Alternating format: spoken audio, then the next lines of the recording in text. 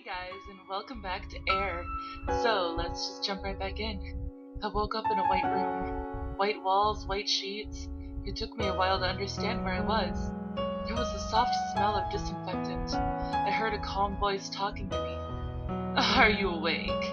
Yeah. I sat up from the patient bed. My head felt heavy. There was a dull pain around my temple. What time is it? When I saw the clock on the wall before me, the hand said exactly 6:30 p.m. The red sunset was visible from the window. I seemed to have slept for an entire day. How are you feeling? Hijiri came close to get a better look at me. Not too bad. I shifted my legs down the bed. What about your wound? Does it still hurt? Wound? What, you haven't noticed? She sighed and reached out a hand to touch my neck. The scar is going to remain for a while. Her slender fingers caressed my neck. You want to see it in a mirror? Yeah. It looks pretty bad, but it's not that serious. She smiled and placed a mirror on the desk before me. I looked into the mirror. There were bruises in the shape of fingers and several dark red fingernail marks on my neck. Yet I felt indifferent about it. I was so calm it was almost anticlimactic. Perhaps I did not understand the gravity of the situation yet. Where's Kano? In her room. She's sound asleep. She'll probably be up soon. I see. Hijiri was the one to break the heavy silence. What happened? You don't want to talk about it. That's not it. I see. In that case, I don't know what happened. I don't know anything yet. That's right. I was still at a loss.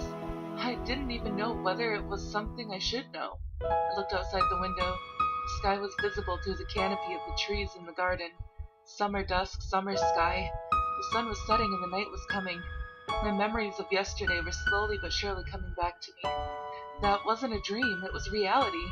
I touched the fingernail tracks. I felt the strange variation on my skin as well as tiny surges of pain. Whose pain? Kano's? Or... Did you meet the other Kano? Hijiri spoke. Yeah, I replied. I see. Did she give you those wounds? So it would seem. Hey, just who is... Huh? Hey! Oh God!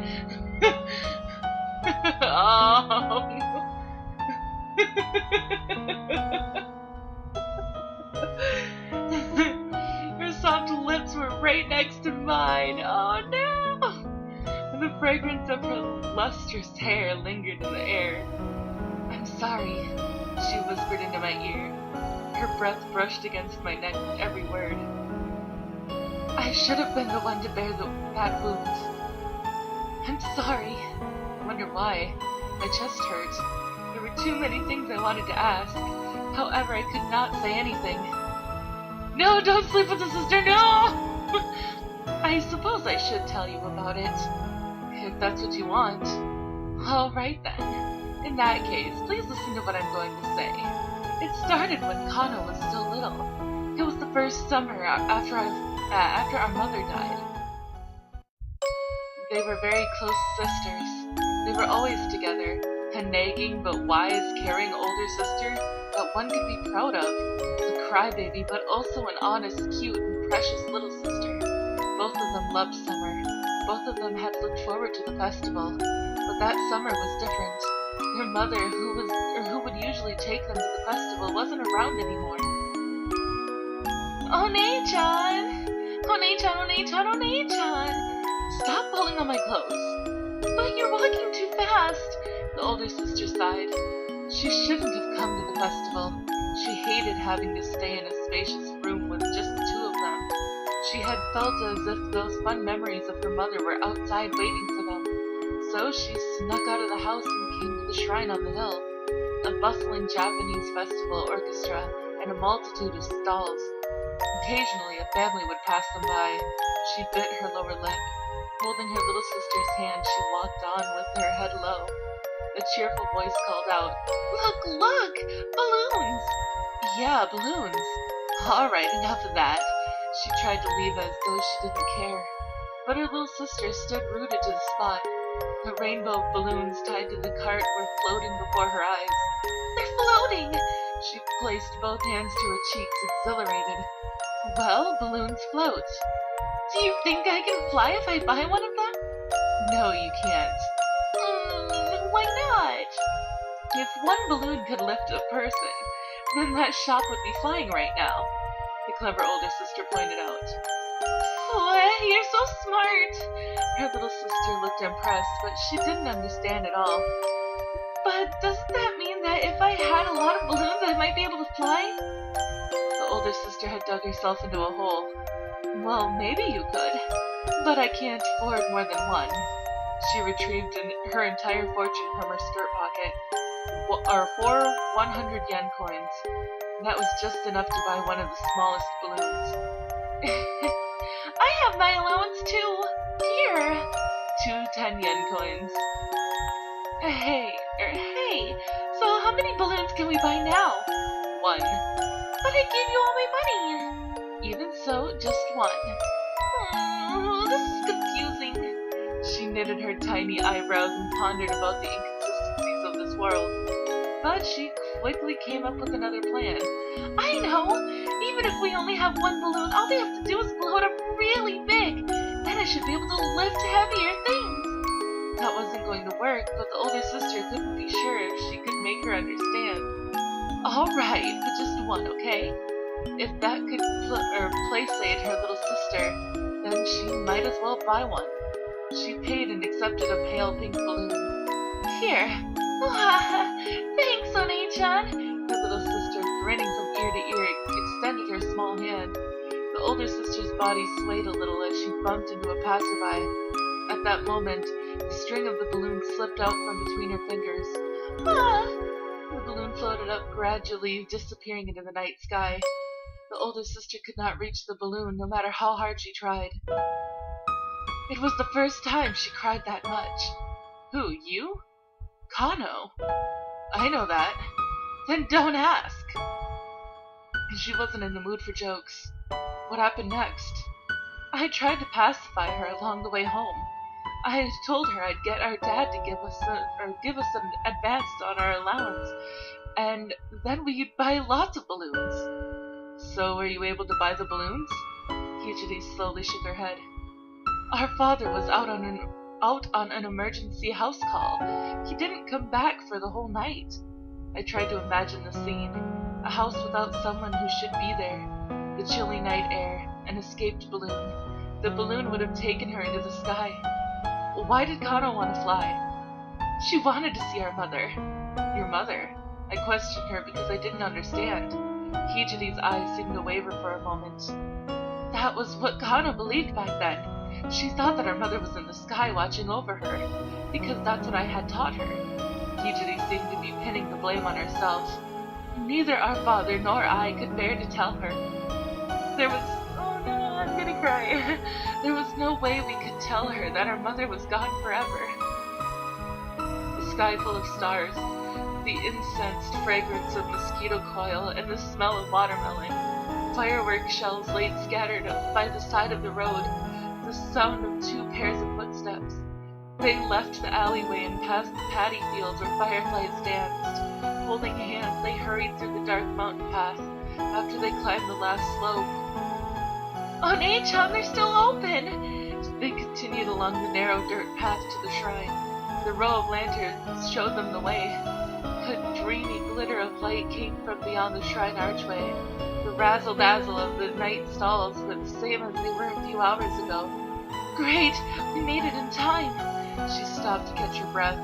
The little sister gazed eagerly at the stalls beyond the shrine archway. Do you think there'll be any left? Yeah, definitely. No one would buy balloons. You mean everybody hates balloons? It's not that they hate them, but they have other things they want to buy. But I love balloons. I don't care about takoyaki or apple candies, as long as I have a balloon. Are you hungry? Nope.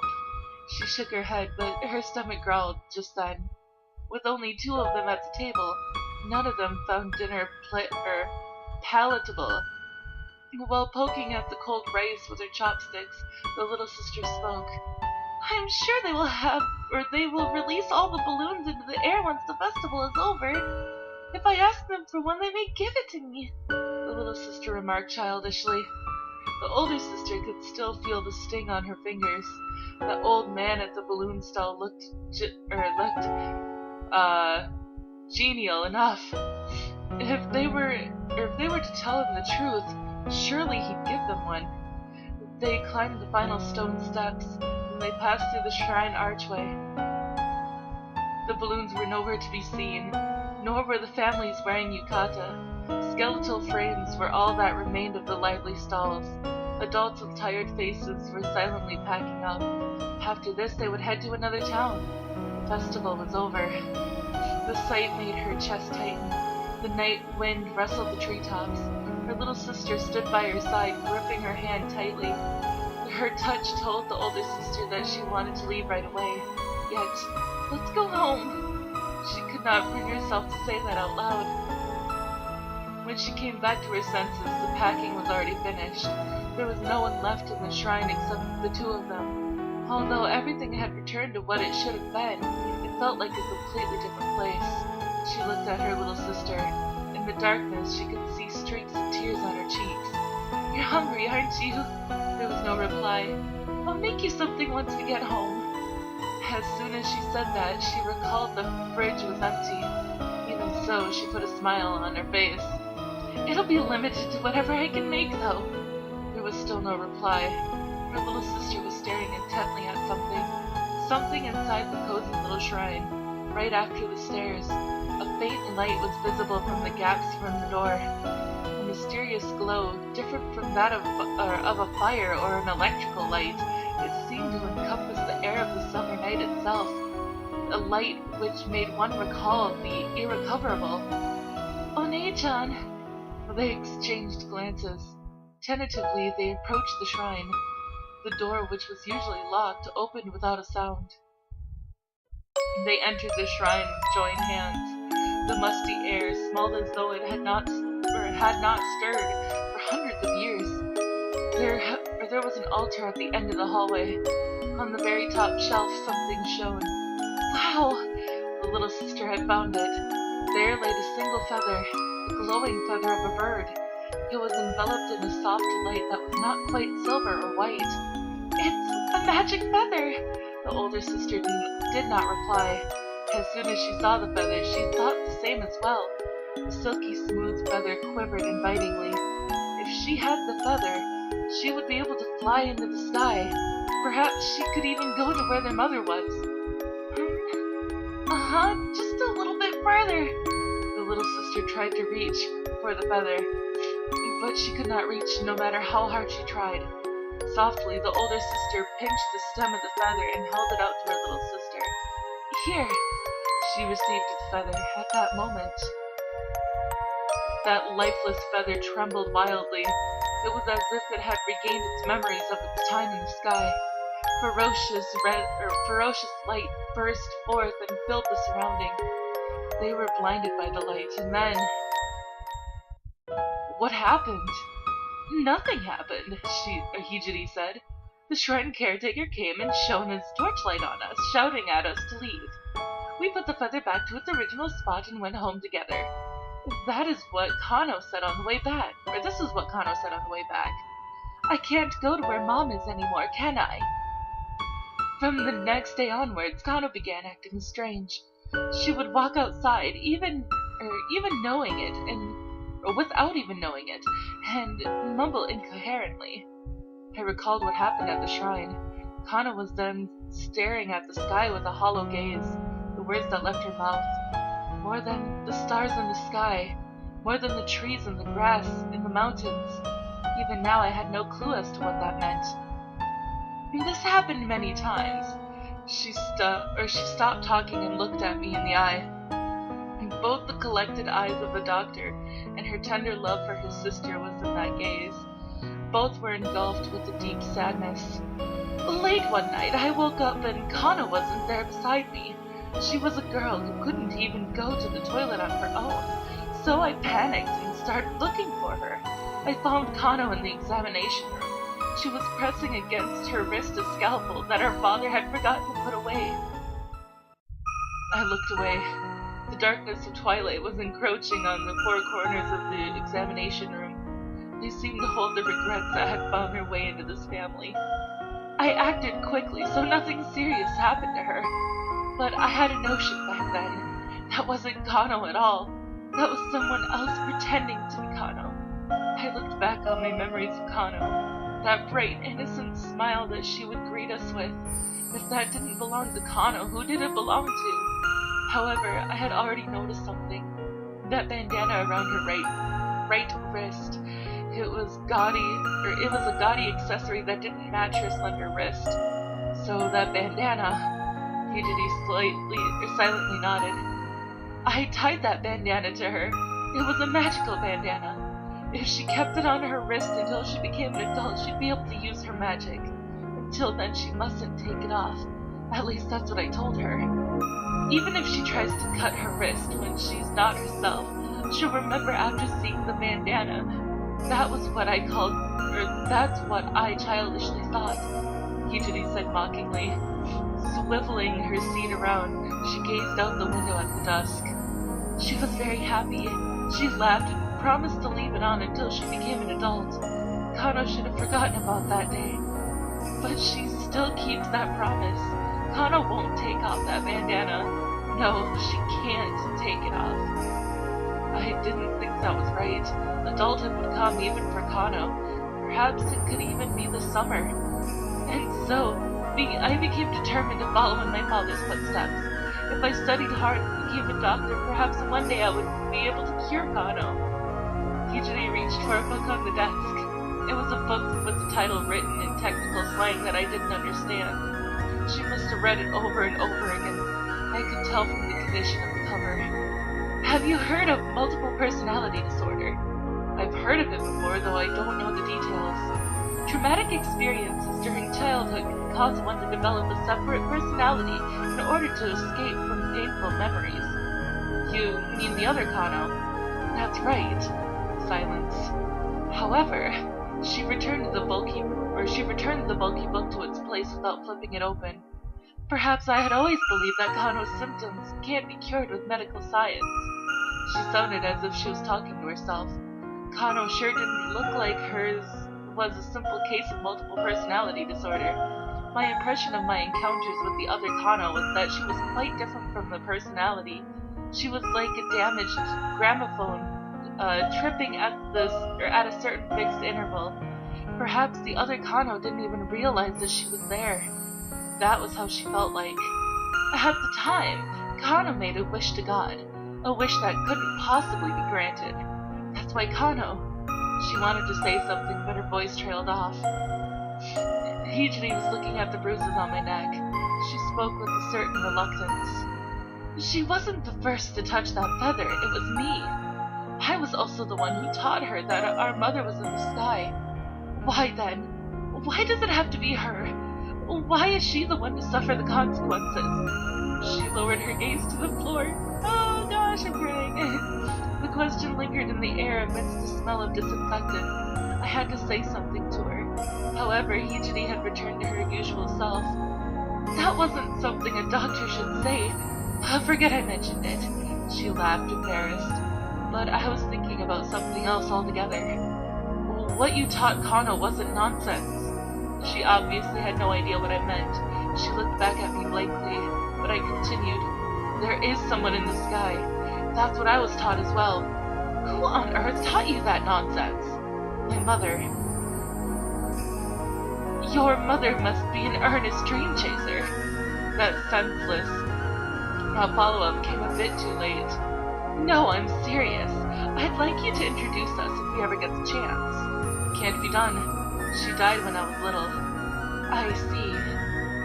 And with that, she fell silent. Hijiri and Kano must know there were no words you could say to one who has lost a blood relative.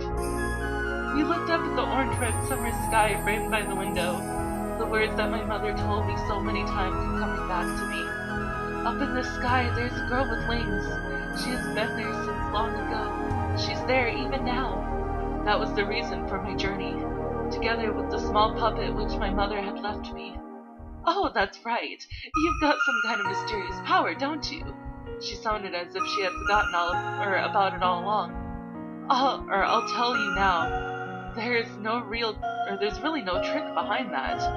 Wow, that's amazing. Her face told me that she wasn't amazed in the slightest. If that's true, then you're destined to become the star of the century. My power is just a specialized skill that has no use in this society. No, that's not true. She patted me on the shoulder. But this is all the time that I have for this episode, guys. If you liked it, please give it a big thumbs up down below. And I will see you in the next video. Bye-bye!